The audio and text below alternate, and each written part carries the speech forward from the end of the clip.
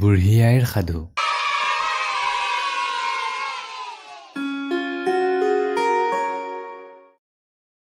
মেকুৰীৰ জীয়েকৰ সাধু।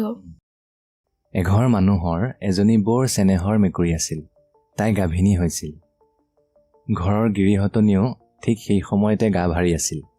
মেকুৰীজনীৰ বৰকৈ মাছ খাবৰ মন যোৱাত তাই গিৰিহঁতনীক ক'লে, মোৰ মাছ খাব মন গৈছে। গিৰিহঁতনীয়ে উত্তৰ দিলে, আইও, তই চপাই কুচাই আনি দিলেহে মই খাব দিব পাৰোঁ, নহ'লেনো মই ক'ৰ পৰা দিম। ইয়াকে শুনি মেকুৰীজনীয়ে সেইদিনাখনৰে পৰা অইনৰ ঘৰৰ পৰা চুৰি তাৰি কৰি বা ডকা হকা দি কোনো ৰকমে মাছ আনি দিবলৈ ধৰিলে। ইফালে গিৰিহঁতনীয়ে মাছ ৰান্ধি বাঢ়ি খাই মেকুৰীজনীক খালি কাঁইটবোৰহে খাবলৈ দিলে। সেইদৰে মেকুৰীজনীয়ে সদায় মাছ আনি খাবলৈ নাপায়। ইয়াতে তাইৰ মনত বৰ বেজাৰ লাগি গিৰিহঁতনীক সাও দিলে, মোৰ পেটত যি আছে তাইৰ পেটলৈ যাওক, আৰু তাইৰ পেটত যি আছে মোৰ পেটলৈ আহক। ইয়াৰ কিছুদিনৰ পাছতে সঁচাসঁচিকৈয়ে গিৰিহঁতনীয়ে দুটা মেকুৰী পোৱালি পালে, আৰু মেকুৰীজনীয়ে ছোৱালী দুজনী পালে। আতৌ পুতৌ কৰি মেকুৰীয়ে ছোৱালী দুজনীক কোনো ৰকমে ডাঙৰ কৰিলে। ছোৱালী দুজনীক ঘৰতে থৈ মেকুৰীজনীয়ে নিতৌ মাছ গাখীৰ ইত্যাদি বিচাৰি যায়। ছোৱালী দুজনী জনা হলত সিহঁতে এদিন মাকক ক'লে, আই, তুমি যদি গাঁৱলৈ যাওঁতে কোনোবাই মাৰি থয় তেনেহ'লে আমি কেনেকৈ জানিম আৰু কি কৰিম? তেতিয়া মাকে এজোপা তুলসী আৰু তাৰ ওচৰতে এমলা গাখীৰ থৈ ক'লে, যদি মোক কোনোবাই মাৰে তেন্তে এই তুলসীজোপা জয় পৰিব আৰু গাখীৰ মলা ক'লা হ'ব, তেতিয়া তহঁতে মোক বিচাৰি যাবি। ইয়াৰ কেইদিনমানৰ পিছত তুলসীজোপা জয় পৰিল। গাখীৰ মলা কেহৰাজ বৰণীয়া হ'ল। তেতিয়া মাকৰ কিবা হ'ল বুলি জানি কান্দি কাটি ছোৱালী দুজনীয়ে মাকক বিচাৰি গ'ল। সিহঁতে ভালেমান দূৰ গৈ ভনীয়েকৰ পিয়াহ লাগিলত পানী বিচাৰি যাওঁতে আগতে এখন নৈ পালেগৈ। নৈ গৰাতে ভনীয়েকক থৈ বায়েকে পানী আনিবলৈ নামি গ'ল।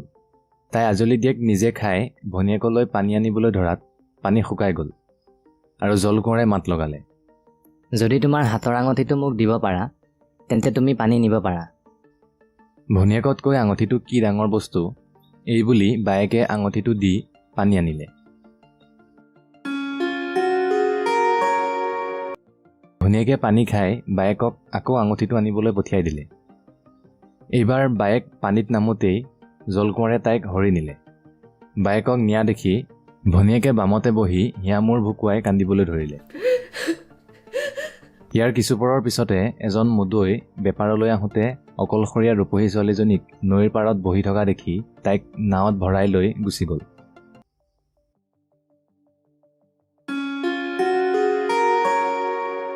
ঘৰ পাই মুদৈয়ে তাৰ দুজনী ঘৈণীয়েকৰ লগতে তাইকো এজনী সৰু ঘৈণী পাতি ল'লে। কোমল বয়সীয়া সৰু ঘৈণীয়েকক মুদৈয়ে আগৰ দুজনী ঘৈণীয়েকতকৈ বেছি মৰম কৰিবলৈ ধৰিলে। ইফালে সতিনীয়েক দুজনীয়ে কেনেকৈ মুদৈয়ে এইক দেখিব নোৱাৰা হয় তাৰহে উপায় চিন্তিবলৈ ধৰিলে। তাইৰ প্ৰথমবাৰ অসুচৰ সময়ত তাইক চকু দুটা কাপোৰেৰে বান্ধি তাই এটা ঢেঁকীথোৰা পালে বুলি কৈ তাই পোৱা মতা ল'ৰাটো সতিনীয়েকহঁতে নৈত উটুৱাই দিলেগৈ। পিছৰ বাৰতো তাই তেনেকৈ এটা ৰঙালাও পালে বুলি সিহঁতে কৈ আচল মতা ল'ৰাটো নৈত উটাই দিলে। ইফালে জলকোঁৱৰে হৰি নিয়া বায়েকে সেই উটাই দিয়া ল'ৰা দুটাক ভনীয়েকৰ ল'ৰা বুলি জানিব পাৰি তুলি তালি ডাঙৰ দীঘল কৰিলে। মুদৈয়ে সৰুজনী ঘৈণীয়েকৰ এইবোৰ কথা সঁচা ভাবি তাইক কুলক্ষণীয়া তিৰোতা বুলি ঠিক কৰি নিজৰ ঘৰৰ পৰা খেদি দি চোৱাপাতনিত ঘৰ এটা সজাই দি থলে। তাই চোৱাপাতনিতে এটা ঘৰত দুখেৰে দিন কটাবলৈ ধৰিলে। এদিন মুদৈয়ে বেপাৰলৈ যাওঁতে পানীৰ মাজতে জলকোঁৱৰে তেওঁৰ নাওখন ধৰি ৰাখিলে।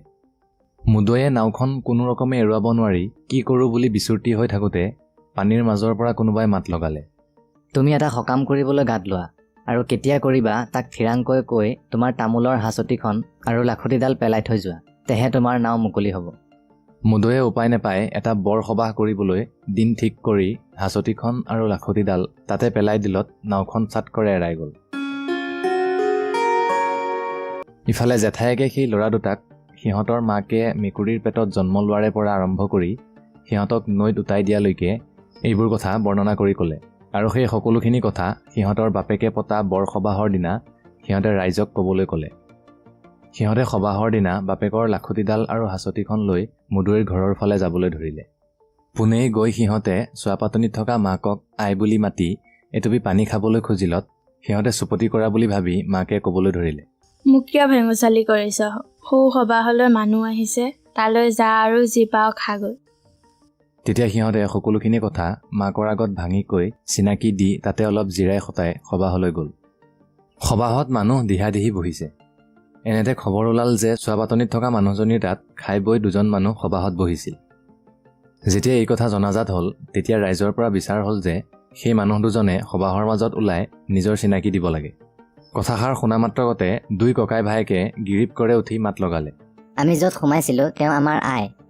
তেতিয়া ৰাইজে এই বিষয়ে কি জানা বুলি মুদৈক সোধাত মুদৈয়ে একোকে ক'ব নোৱাৰিলে।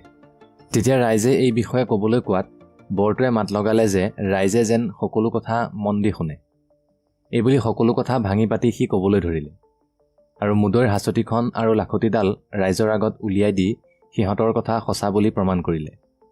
মুদৈয়ে হা হুমুনিয়া কাহি সৰগ পৰা মানুহ যেন হ'ল আৰু লাখুটিডাল হাঁচতিখন নিজৰ বুলি হৈ কাহিলে।